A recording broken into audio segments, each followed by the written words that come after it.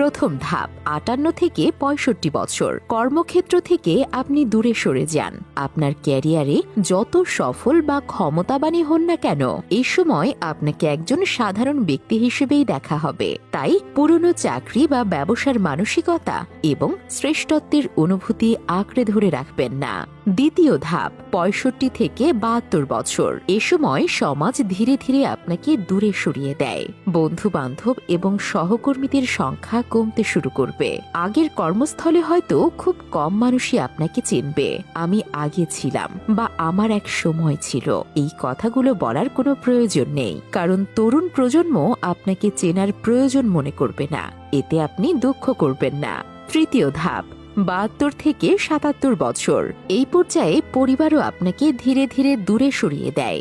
আপনার সন্তান সন্ততি বা নাতি নাতনি যতই থাকুক, বেশিরভাগ সময় আপনি হয়তো সঙ্গীর সাথে বা একাই থাকবেন।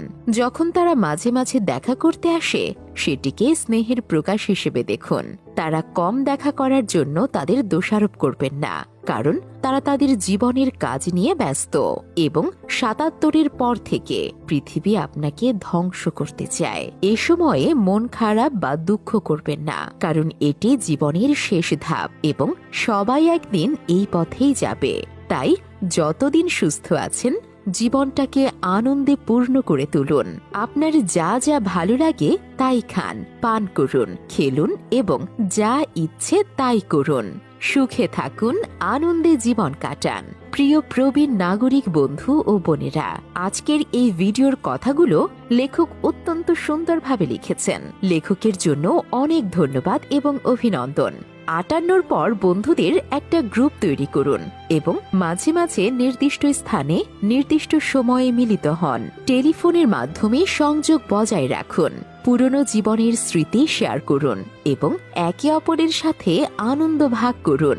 যদি সম্ভব হয়, আপনার সমবয়সী প্রত্যেকেই যেন এই মেসেজগুলো পায়, তার জন্য ভিডিওটি শেয়ার করুন। ধন্যবাদ।